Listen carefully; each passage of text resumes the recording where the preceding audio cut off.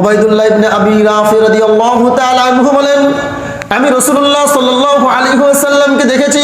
হাসান রাদিয়াল্লাহু তাআলা আনহু যখন জন্মগ্রহণ করেন, ওই সময়ে রাসূলুল্লাহ সাল্লাল্লাহু আলাইহি ওয়াসাল্লাম হাসান রাদিয়াল্লাহু তাআলা আনহুর কানে আযান দিয়েছিলেন, যেই আযান নামাজের জন্য দেওয়া হয়। সন্তান দুনিয়া আসার পরে তার পিতামাতার উপরে কয়েকটি দায়িত্ব আছে। কয়েকটি কি আছে? এর মধ্যে অন্যতম একটা দায়িত্ব হচ্ছে কানে আযান দেওয়া। কানে কি দেওয়া? বলেন না, কানে কি দেওয়া? বুখারী শরীফের হাদিস।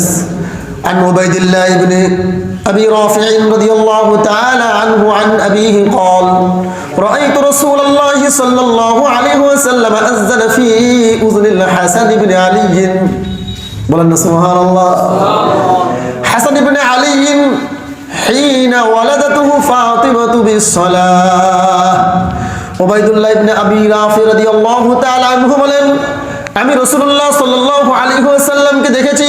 হাসান রাদিয়াল্লাহু তাআলা আনহু যখন জন্মগ্রহণ করেন, ওই সময়ে রাসূলুল্লাহ সাল্লাল্লাহু আলাইহি ওয়াসাল্লাম হাসান রাদিয়াল্লাহু তাআলা আনহুর কানে আযান দিয়েছিলেন, যেই আযান নামাজের জন্য দেওয়া হয়। সুবহানাল্লাহ। কোন আযান? যে আযান কোন সময় দেওয়া হয়?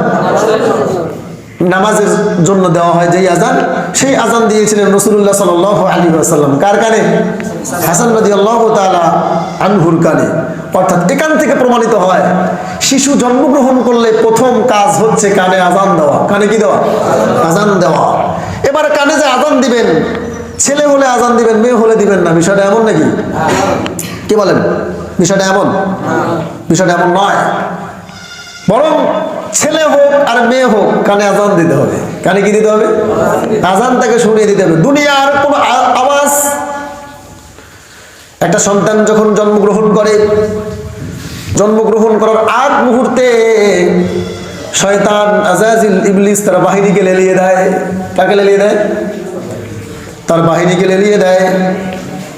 তাওহীদ এবং একত্ববাদের বাণী তার কানে পৌঁছার আগে এই শয়তান তার বাহিনীকে বলে দেয়, তার কানের মধ্যে যেন দুনিয়ার খারাপ বাদ্যযন্ত্র কিংবা অন্য কিছুর বাজনা চলে যায়। কে শেখায়? কে বলে? শয়তান ইবলিস। ঠিক ওই মুহূর্তে আল্লাহ রাসূল সাল্লাল্লাহু আলাইহি ওয়াসাল্লামের এই হাদিস থেকে প্রমাণিত হয়, একজন সন্তান জন্মগ্রহণ করার সাথে সাথে তার কানে আযান দিতে হবে। তার কানে কি দিতে হবে? আযান। এই আযানটা অনেক গুরুত্বপূর্ণ। সেটা মেয়ে হোক বা ছেলে হোক, মেয়ে হোক বা ছেলে হোক, আযান দিতে হবে। এবার বলতেছে, হুজুর মেয়ে হয়েছে, মেয়ে হইতেই আছে, হইতেই আছে।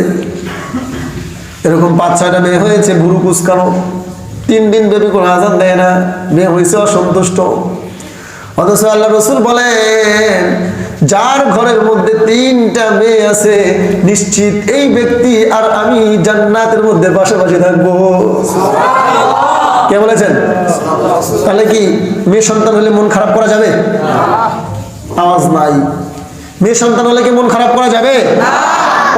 অনেকেই পাওয়া যায় যদি আগে থেকেই শুনে যে মেয়ে সন্তান হবে, পেটেই মেয়েকে মেরে ফেলে।